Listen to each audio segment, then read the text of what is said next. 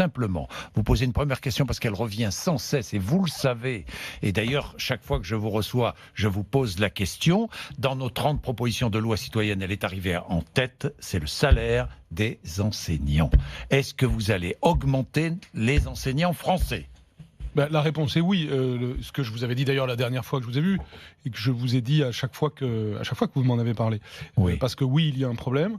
Lorsqu'on se compare sur le plan international, on a un salaire des enseignants en moyenne qui est plutôt plus bas que nos voisins. Surtout les premières années. Après, Exactement. il y a rattrapage. C'est pour ça qu'il faut faire des différences. C'est-à-dire, oui. D'abord, c'est plus vrai à l'école primaire. Ce sont nos professeurs des écoles qui sont moins rémunérés que d'autres dans l'Union européenne. Et deuxièmement, c'est plutôt en début de carrière. Donc c'est vrai que c'est notamment sur les professeurs des écoles primaires, donc de début de carrière, qu'il faut faire porter l'effort. Mais nous avons la volonté de porter l'effort sur l'ensemble du quinquennat, je l'ai déjà dit. D'une façon qui est forcément contrainte, le budget de l'État est ce qu'il est.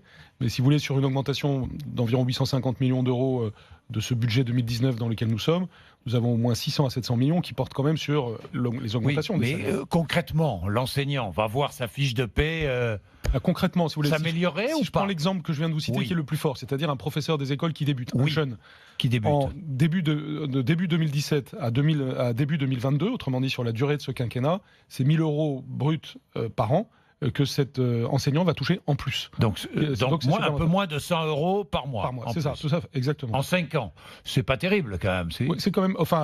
Chacun peut comparer avec Sylvie. Ce n'est pas si mal. Vous savez, 80 euros par mois. Bien sûr, j'aimerais. Vous savez pas à quel point j'aimerais faire encore plus. Alors, on fait plus par d'autres aspects, notamment par des dispositifs spécifiques. Par exemple, si c'est en REP+, autrement dit dans les territoires les plus défavorisés, et ça touche 50 000 personnes. Dès la rentrée prochaine, c'est 2 000 euros de primes par an. Donc ça, c'est une somme très importante aussi. Et donc, qui est une réalité dès la rentrée prochaine, sachant que nous avions déjà mis 1 000 euros à la rentrée dernière. Donc ça passe à 2 000 euros. Si vous y ajoutez, s'agissant du second degré, le fait que nous avons plus d'heures supplémentaires, il y a quand même des dispositifs ciblés qui permettent de compléter la tendance générale qui va être à la hausse.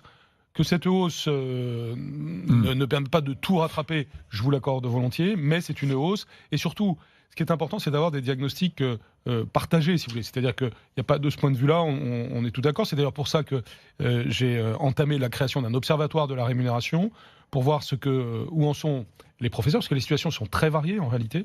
Et à partir de cette variété, avoir une vision du sujet qui nous permette de progresser tout au long de ce quinquennat, et j'espère dans la durée, puisque ce qui est important, c'est d'avoir une vision de ce qu'est le professeur au centre de notre société, comment non seulement nous le payons bien, mais aussi nous le considérons bien, comment nous créons du bien-être au travail.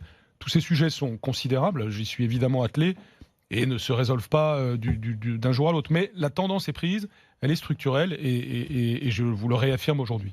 Bien.